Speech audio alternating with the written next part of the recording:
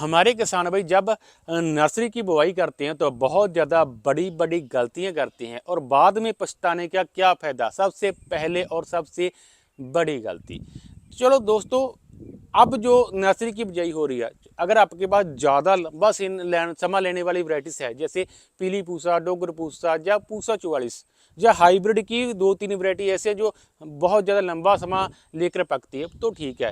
लेकिन हमारे किसान भाई पता क्या करते हैं, पड़ोसी ने यार नर्सरी की बिजाई करती, मैं भी कर दूंगा।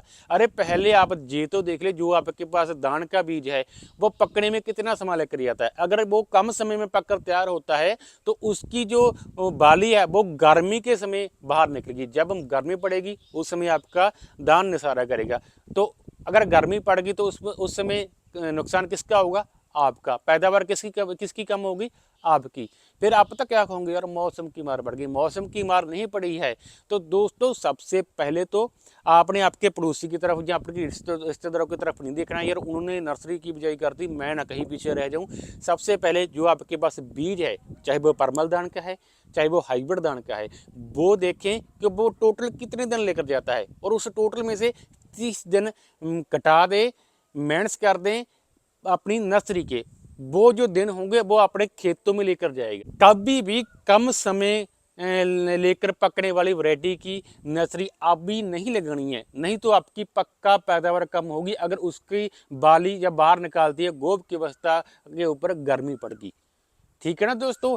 इसके बाद पता क्या गलती करते हैं, बस यार उसको मरले का कितना बीज डालना है नर्सरी के लिए किसी को नहीं पता। बस मुट्ठी पकड़ते हैं और छींटा लगा देते हैं। कितनी खाद पाते हैं दोस्तों, इतना ही नहीं, हमारे किसान भाई तो एक नाल में 10-10 किलो डीएपी डाल देती हैं, 10-10 12-12 किलो पोटाश डाल देते हैं और 10-10 किलो ही यूरिया डाल देती हैं।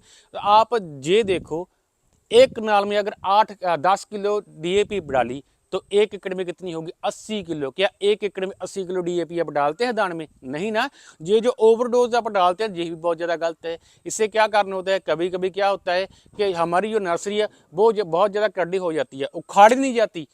जब हम खेतों में लगाते हैं दिक्कत आती है कि नहीं, समस्या आती है कि नहीं। इतना ही नहीं, अगर हम ज़्यादा खाद डालते हैं तो जो ऊपर से बर्निंग हो जाती है ना हमारी नर्सरी, वो भी इसी के कारण होती है। कई बार पीलापन ज़्यादा आ जाता है, वो भी कई बार ज़्यादा हम खाद डालते हैं वो उसी के कारण होता है। इतना ही दोस्तों, और पता क्या गलती करते हैं हमारे किसान भाई, जब भी नर्सरी की बिजाई करते बुआई करते जब चिट्टा लगाते हैं तो माना के जो हर्बिसाइड में साथी दवा आती है वो तो उसी समय डाल दें, हाँ बढ़िया रिजल्ट मिलता है।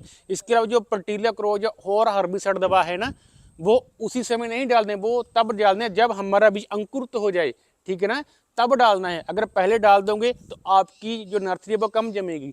ये एक बड़ा कारण है, ये भी आपको पता होना चाहिए। इससे भी बड़ी गलती अब बताने जा रहा हूं मैं आपको। हमारे किसान भाइयों को यही नहीं पता कि मरले का हम दान का प्रति मरला कितने के जी बीज डालें।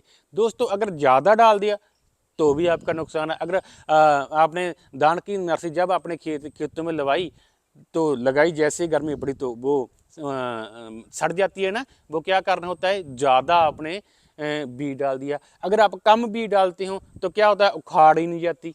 ये दो नुकसान होते हैं। आपने क्या करना है, अगर आपके पास परमल दान है तो एक मरले का 2.5 से 3 केजी बीज बहुत है। अगर आपके पास हाइब्रिड दान है तो आपने प्रति मरले का 2 से 2.5 केजी के विचकार बीज डालना है। इन बातों का ध्यान आपने जरूर रखना है। अगर आपने एक नाल नर्सरी की बिजाई कर रहे हो तो आप 3-4 केजी डीएपी ले सकते हैं, 4-5 केजी पोटाश ले सकते हैं। इसके अलावा अगर आपने यूरिया डालनी है तो 3-4 केजी यूरिया भी डाल सकते हैं। इन बातों का ध्यान जरूर कि ऐसा नहीं यार मुट्ठी बार बार कोई बात नहीं, ऐसी पनीरी होती है, ऐसी नर्सरी होती है, ये गलती बिल्कुल नहीं करनी। इन बातों का ध्यान रखें, आपकी नर्सरी बहुत ज़्यादा शानदार होगी, बहुत ही ज़्यादा बढ़िया होगी। अब दे इजाज़त, धन्यवाद दोस्तों।